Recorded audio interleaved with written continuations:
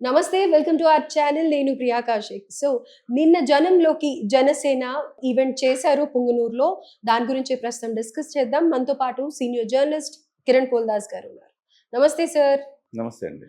Sir, so జనంలోకి జనసేన ఈ meeting conduct చేయడానికి గల రీజన్ ఏమై ఉంటుంది? అండ్ అక్కడ ఎస్పెషల్లీ చూసినట్టయితే గనుక నాగబాబు గారు కూడా కనిపించారు, ప్రజల్ని అడ్రెస్ చేశారు.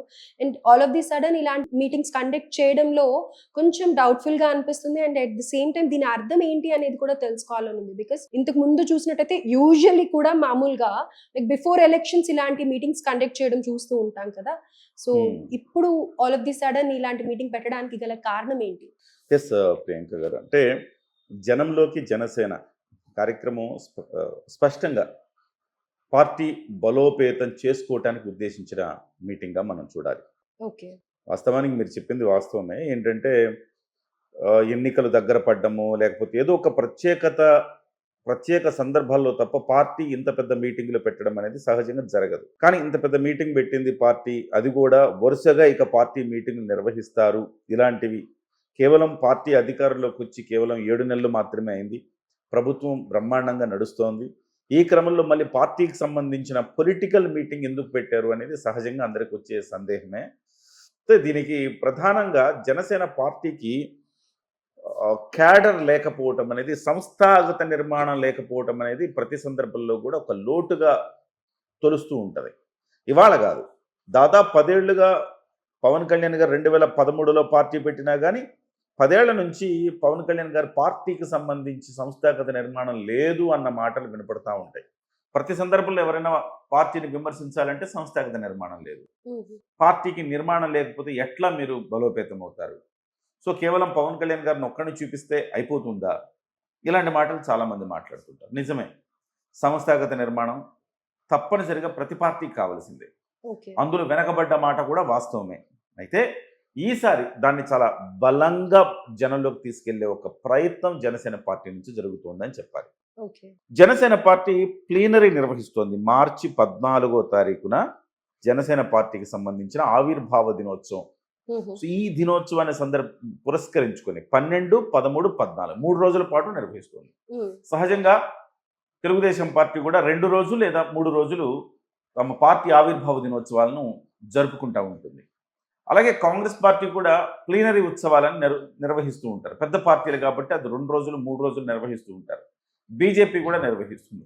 ఇవాళ మొట్టమొదటిసారి పవన్ కళ్యాణ్ గారు ఈ పార్టీ ఆవిర్భావ దినోత్సవానికి ప్లీనరీ అని నామకరణం చేశారు. 12, 13, 14. మరి 3 రోజుల పాటు ఏం జరుగుతాయి? 3 రోజుల పాటు జరగాలంటే పార్టీకి సంస్థాగత నిర్మాణమే లేదు. అలా ఉన్నప్పుడు 3 రోజుల పాటు ఏ కార్యక్రమాలు చేస్తారు అనేది ప్రధానంగా మనం ఆలోచించాలి. సో పార్టీని బలోపేతం చేసుకోవటం కోసమే ఈ 3 రోజులు నిర్వహించారు. అంటే ఏం జరుగుతుంది అంటారు? ఆ 3 రోజుల పాటు రకరకాల తీర్మానాలు చేస్తారు, రకరకాల విభాగాలు కూర్చుంటాయి, రకరకాల చర్చలు జరుపుతూ ఉంటాయి. సో బీసీ విభాగం అంటారు, ఓసీ విభాగం అంటారు, మహిళా విభాగం అంటారు, ఎస్సీ విభాగం అంటారు. ఇలాంటివన్నీ కూడా ఆ 3 రోజుల పాటు రకరకాల చర్చలు చేసి తీర్మానాలు చేసే ఒక కార్యక్రమం చేస్తారు.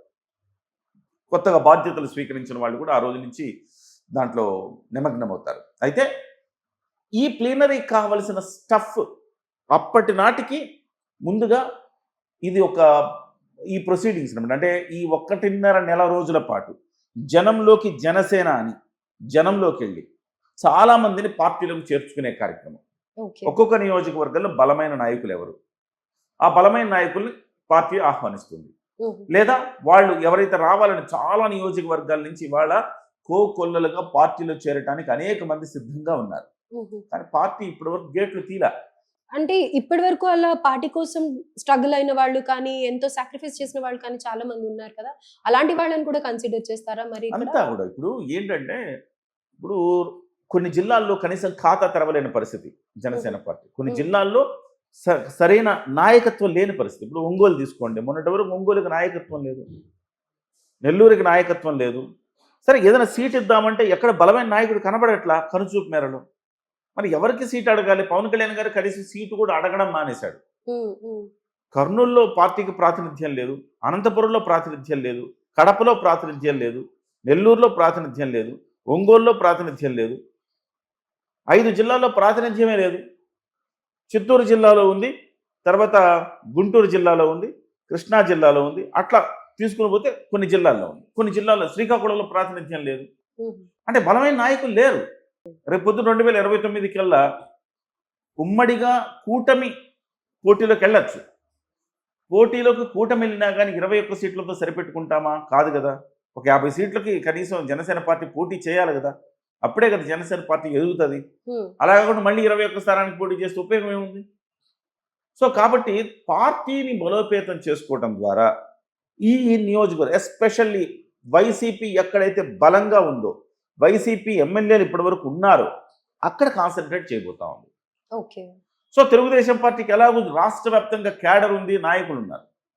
మరి వైసీపీ నుంచి చాలా మంది ఇవాళ వైసీపీ ఓడిపోయిన తర్వాత జగన్మోహన్ రెడ్డి ఏ రోజుకైనా జైలుకి వెళ్లాల్సిన వాడే కాబట్టి ఇవాళ ఆ పార్టీలో మనం ఉండడం అనేది సాధ్యమవుతుందా అని చాలా మంది డైలమాలో ఉన్నారు. వాళ్ళందరూ జనసేన పార్టీలోకి రావాలనుకుంటున్నారు. అలాంటి వాళ్ళని పార్టీలోకి ఆహ్వానించాలి కదా. ఆహ్వానించాలంటే ఒక కార్యక్రమం నిర్వహించాలి కదా.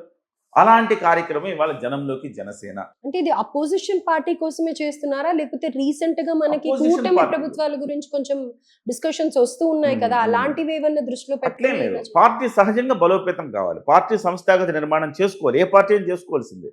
ఇవాళ వరకు జనసేన పార్టీకి అది లేదు, అది లోటు. వాళ్ళు ఇప్పటి వరకు అడుగుతుంటే ఏం చెప్తూ వచ్చారు? అధికారంలోకి వచ్చిన తర్వాత మాత్రమే సంస్థాగత నిర్మాణం చేసుకోగలం, ఇప్పుడు చేసుకోలేము. ఎందుకు చేసుకోలేము అంటే 2 బలమైన పక్షాలు ఉన్నాయి. ఎవరినైనా ఒక గ్రామానికి అధ్యక్షుడిగానో లేకపోతే ఒక మండలానికి అధ్యక్షుడిగానే చేస్తే వెంటనే వాడి ఆర్థిక మూలాలను దెబ్బకొట్టుతాయి ఈ ప్రభుత్వాలు. అది వైసీపీ కావచ్చు, తెలుగుదేశం కావచ్చు. సో వాడి ఆర్థిక మూలాలను ఒక్కసారి దెబ్బ కొడితే వెంటనే ఇక అంటే జనసేన వల్ల వాళ్ళు లాస్ అవుతున్నాడు. సో ఒకళ్ళు జనసేన వల్ల ఒకళ్ళు లాస్ అవ్వద్దు అన్న ఉద్దేశంతో పవన్ కళ్యాణ్ గారు అదే సదుద్దేశంతో ఇవాళ వరకు పార్టీ నిర్మాణం చేపట్టాలి. అదే అధికారంలో ఉంటే ఖచ్చితంగా ఎవడు కదిలించేవాడు ఉండడు కదా. కనీసం ఒక 5 ఏళ్ల పాటు అధికారంలో ఉంటే బలోపేతం చేసుకోవచ్చు కదా నాయకత్వం. అందుకోసం ఇవాళ అధికారంలోకి వచ్చిన వెంటనే వాస్తవానికి ఇది ఇంకా లేట్ అయిందని చెప్పారు. 7 నెలలు అయింది. ఇప్పటి వరకు పవన్ కళ్యాణ్ గారు పార్టీకి సంబంధించి దృష్టి పెట్టలేదు.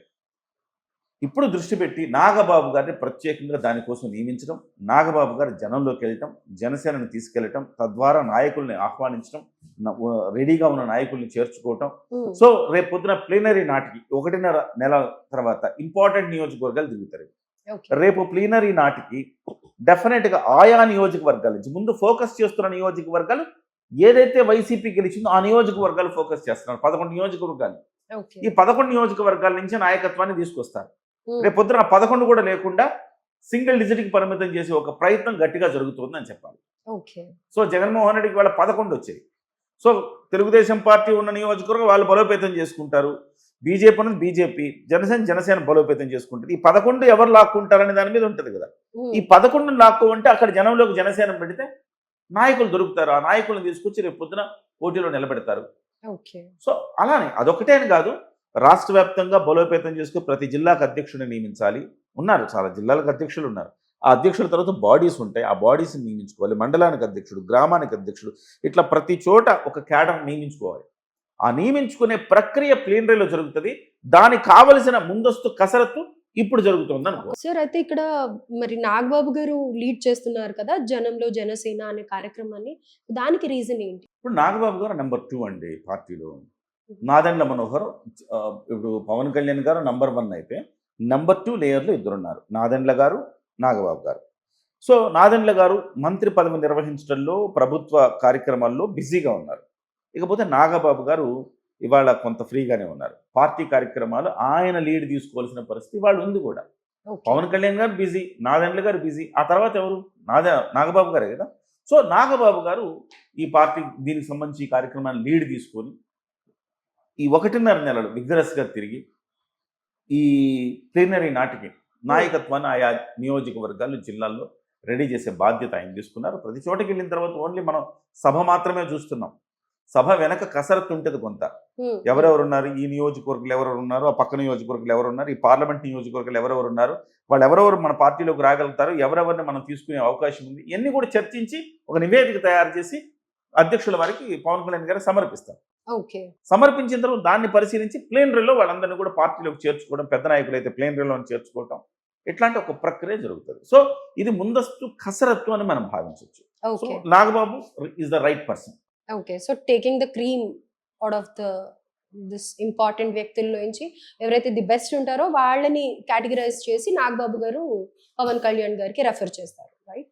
అంతే. సో ఓవరాల్‌గా అయితే దీని వెనకాల ఇంకా వేరే ఉద్దేశ్యం ఏం లేదు. వాళ్ళ పార్టీని వాళ్ళు బలోపేతం అంతే. చేసుకోవడానికే ఇది జరుగుతోంది అని అంటారు. అంతే. Right sir. Thank you so much for the valuable information.